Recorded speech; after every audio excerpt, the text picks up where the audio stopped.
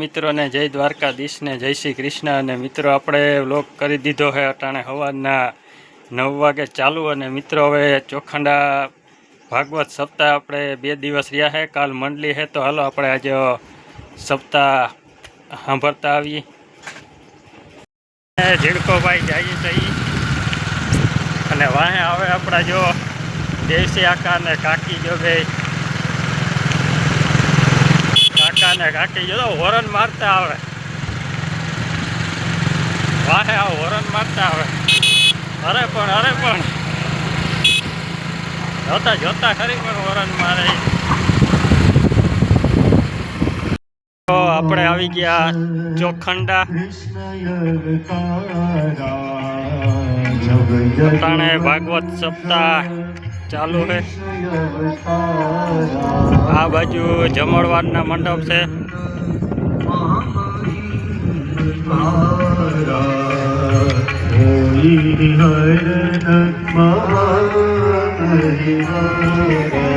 આ બાજુ ચાની કેન્ટીન।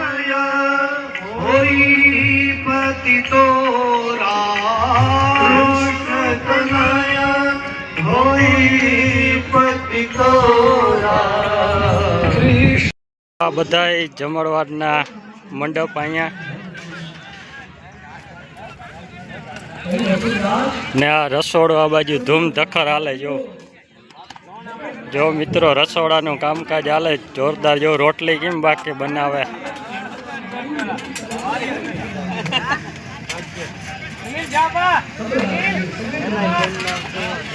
જો કવડા ટોપું બધાય।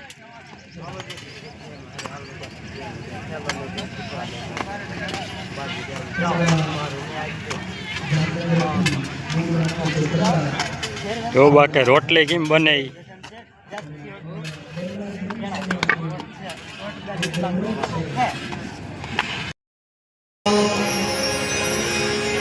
જ્યારે એના મોઢા ઉપર હાથ ફેરવીને પ્રદ્યુમ્નજીના, ત્યારે એના હૃદયમાંથી દૂધ સ્રવવા લાગે છે। અને પછી તો એના માથા ઉપર ચુંબન લઈને કહે છે દ્વારકાધીશને કે કોણ છે આ? કહ્યું દેવી આજ આપના પુત્ર પ્રદ્યુમ્નજી છે। બાજુમાં એક કન્યા હતી, કહ્યું આનું નામ માયાવતી છે, આ આપના પુત્ર વધુ છે। સાંભળો કેવી કથા છે। 25 વર્ષે દ્વારકાધીશના લગ્ન થયા, 26મા વર્ષે એના ઘરે દીકરાની વહુ પણ આવી ગઈ છે, પુત્ર વધુ પણ આવી ગયા છે એક જ વર્ષમાં। હેને હજુ તો ભગવાન 26 વર્ષના જ થયા છે, ત્યાં તો પ્રદ્યુમ્નજી યુવાન પણ થઈ ગયા અને માયાવતીને લઈને પણ આવી ગયા છે।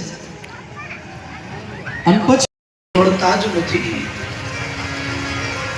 યસ આચિકો મણિમ ક્વાપી, સતરાજીત યાદવ મણિ આપવાની ના કહે અને પોતાના ઘરે જાય। એક દિવસ આ સતરાજીતનો ભાઈ જેનું નામ પ્રસેનજીત છે એ શિકાર કરવા માટે જાય। પરીક્ષિત નંદલાલ કૃષ્ણ ગોવિંદ ગોવિંદ ગોપાલ નંદલાલ રાધે ગોવિંદ ગોવિંદ ગોપાલ નંદલાલ કૃષ્ણ ગોવિંદ ગોવિંદ ગોપાલ નંદલાલ રાધે ગોવિંદ ગોવિંદ ગોપાલ નંદલાલ કૃષ્ણ ગોવિંદ ગોવિંદ ગોપાલ નંદલાલ રાધે ગોવિંદ ગોવિંદ ગોપાલ નંદલાલ।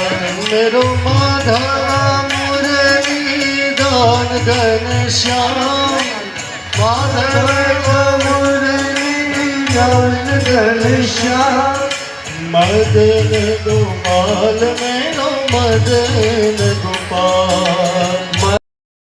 पहला साधन कोने कल्याण, हाड रुधिर बचारे दूध कोणे भरिया। हाड रुधिर बचारे दूध कोणे भरिया।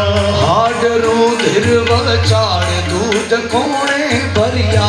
हाड रुधिर बचारे दूध कोणे भरिया। બપોરનો જમણવાર હાલે.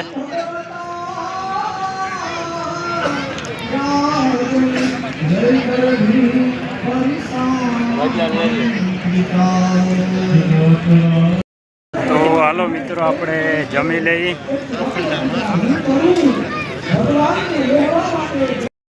છાસનું કામકાજ કેમ નળ તમે જોવો.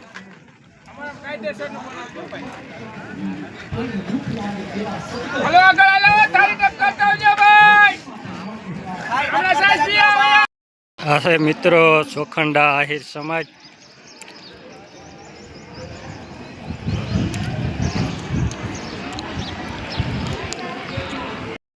મિત્રો પાછો આપણે બપોર પછી વ્લોગ ચાલુ કર્યો છે 6:30 વાગે ને આપણે સપ્તાહમાં મિત્રો બપોરે જ આવતા રહ્યા હતા. થોડુંક કામ હતું એટલે.